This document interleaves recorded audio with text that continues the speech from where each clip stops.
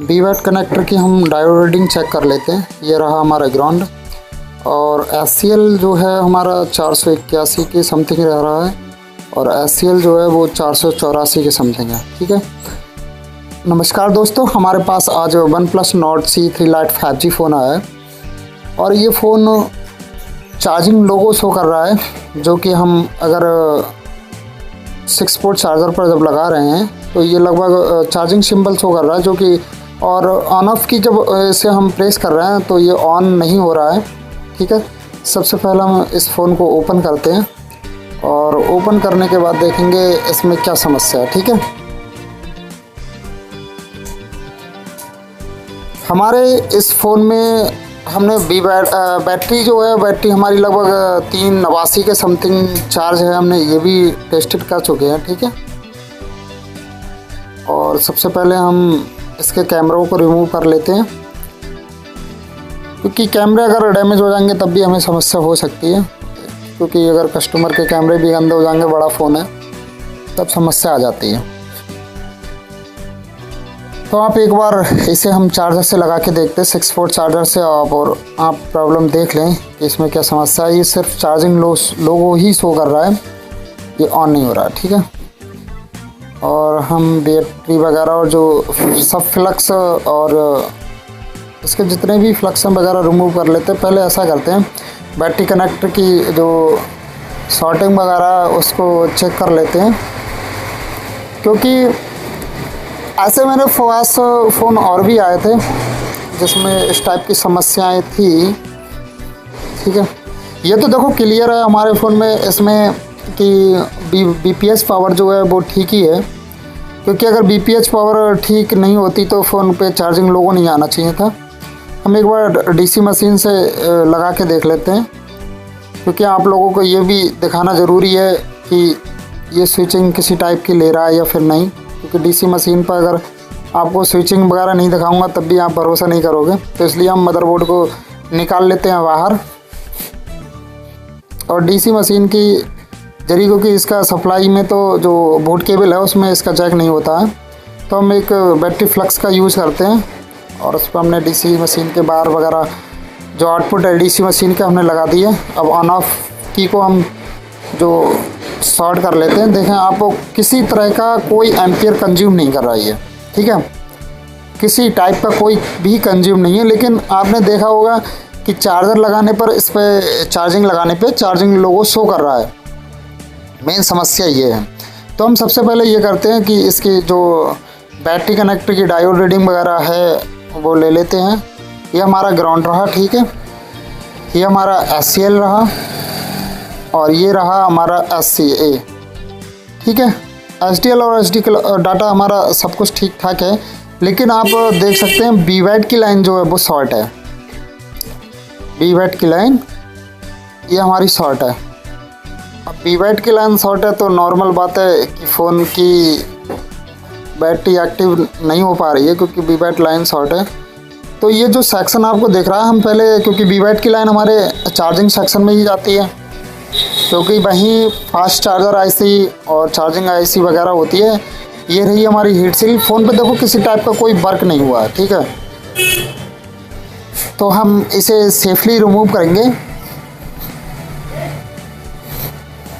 और इसकी जो ऊपर की कॉपर की लेयर वगैरह है लगी हुई, इसे हम रिमूव कर लेते हैं सेफली टाइप से। और मदरबोर्ड को हम अपने PCB होल्डर में एडजस्ट करते हैं और इस हीट सील को रिमूव करेंगे। ठीक है, सबसे पहले फिर इसके जो कंपोनेंट वगैरह चेक कर लेंगे, कौन से कंपोनेंट हमारे वीवैट की लाइन के हैं और कौन कौन से कंपोनेंट जो भी शॉर्ट है, या फिर कोई IC वगैरह शॉर्ट है, या फिर कोई कंपोनेंट वगैरह शॉर्ट है, वो चेक करेंगे। ठीक है, देखो हमें CPU रैम पे काम नहीं करना है, क्योंकि हमें जो फॉल्ट था वो मिल चुका है। लोग कहते हैं कि अगर चार्जिंग लोगो आ रहा है तो CPU रैम कर लो, ऐसा नहीं है भाई। सबसे पहले हम डायग्नोस करेंगे दिक्कत क्या है। वीडियो को ज़्यादा लंबा करने से कोई फ़ायदा नहीं। जब हमको वीवैट लाइन हमें पता चल गया कि हाँ शॉर्ट है, तो हम उसी सेक्शन पे वर्क करेंगे और उसके बाद देखते हैं क्या करना है। जो सी ज़रूरत पड़ेगी वैसा काम करेंगे। हमारा SMD का टेम्परेचर 360 है, एयर भी हमारी 60 रहेगी, ठीक है। और SMD जो है वो क्यूक 2008 का यूज़ कर रहा हूँ मैं इस समय,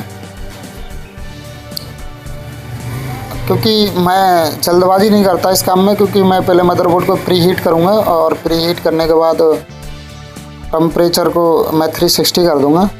और जो प्री हीट का लगभग टेम्परेचर रहता है वो मेरा लगभग 300 के समथिंग रहता है, ठीक है। सबसे पहले हम ऐसा करेंगे, क्योंकि और हमारी जो हीट सील है चार्जिंग सेक्शन की वो लगभग रिमूव हो चुकी है, ठीक है। और हाथ से हम सेफली टाइप से रिमूव कर लेंगे, क्योंकि जो हीट सील है वो निकल चुकी है।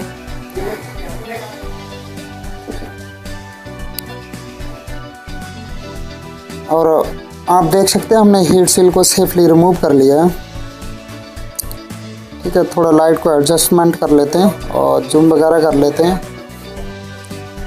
अब एक काम करेंगे, या तो फाल्कन का यूज़ कर लेंगे या फिर जो अपने पास बैरोजा आता है बैरोजा का यूज़ कर सकते हैं।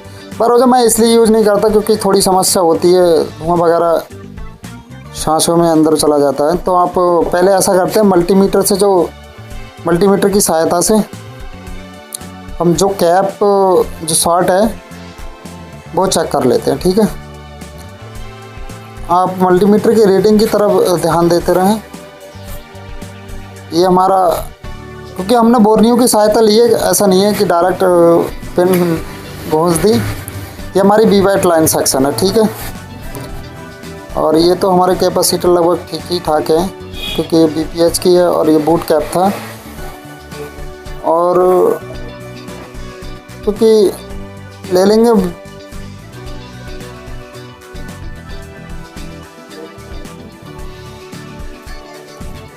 जो हमें कैपेसिटर शॉर्ट मिला है वीवैट का, तो हम ऐसा करेंगे, पहले DC मशीन की सहायता से देख लेते हैं कि कौन सा कंपोनेंट हीट करता है या फिर नहीं।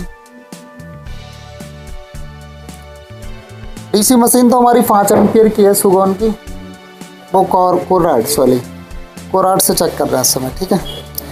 और कोराइड की मशीन लगभग कोई रेस्पॉन्स नहीं कर पा रही है, कोई कंपोनेंट वगैरह हीट वगैरह नहीं हो पा रहा है। तो इसी एरिया से शॉर्टिंग हुई है, तो मेरे को कंफर्म है, क्योंकि वीवैट लाइन कहीं और जाती नहीं है, ठीक है। अब कौन सी IC ख़राब निकलती है, कौन सा कंपोनेंट ख़राब निकलता है वो देखना है। पहले हम फाल्कन का यूज़ करेंगे 530 का, और वीवैट लाइन पर हम लगभग 4.5 वोल्टेज 5 एम्पियर हमने इंजेक्ट किए हैं। वो सप्लाई मशीन जो अपनी कोराइड की है, और कोई किसी टाइप का रेस्पॉन्स नहीं मिल पा रहा है, ठीक है। थोड़ा हल्का मेरे को महसूस हुआ ये कि कैप हीट हो रहा है, ठीक है। अब यहाँ एक डायोड भी है और एक कैपेसिटर भी है, तो ये क्लियर नहीं हो रहा है कि मतलब कौन सा सही रहेगा। तो हमारे पास एक स्क्रब में टेक्नो की जो बैटरी है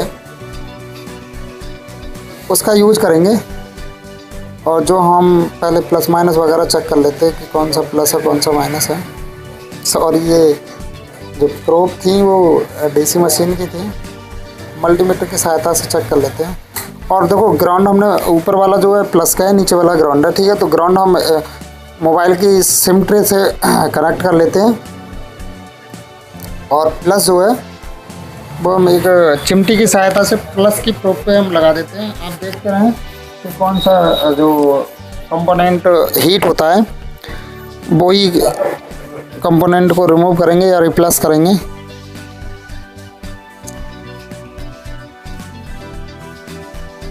एक चिमटी हमने ये प्लस पे और एक बैटरी के प्लस पे यूज़ किया है। देखो आप देख सकते हैं ये कैपेसिटर ही हीट हो रहा है, ठीक है। तो हम ज़्यादा अब इस डायोड को और इस कैपेसिटर को दोनों को ही रिमूव कर लेते हैं, और जो चीज़ शॉर्ट होगी उसे रिमूव कर देंगे, और जो चीज़ सही निकलेगी तो उसे हम लगा देंगे, ठीक है।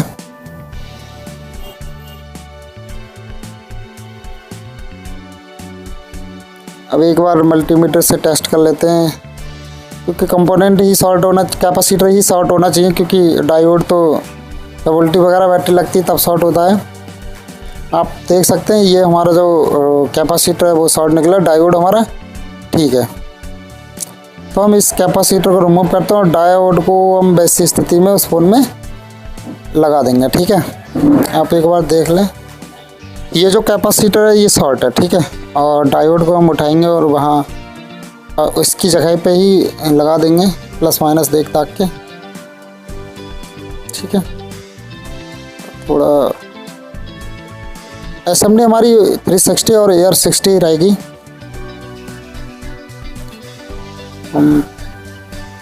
अब ये हमने पेस्ट अप्लाई इसलिए किया, जो कंपोनेंट इधर उधर हिल गए होंगे तो वो अपनी जगह सेट हो जाएंगे। और ये रहा हमारा कैपेसिटर, इसे हम रिमूव कर देते हैं, मतलब हटा के फेंक देते हैं इसे। शॉर्ट है तो इसका कोई काम भी नहीं है अपने पास।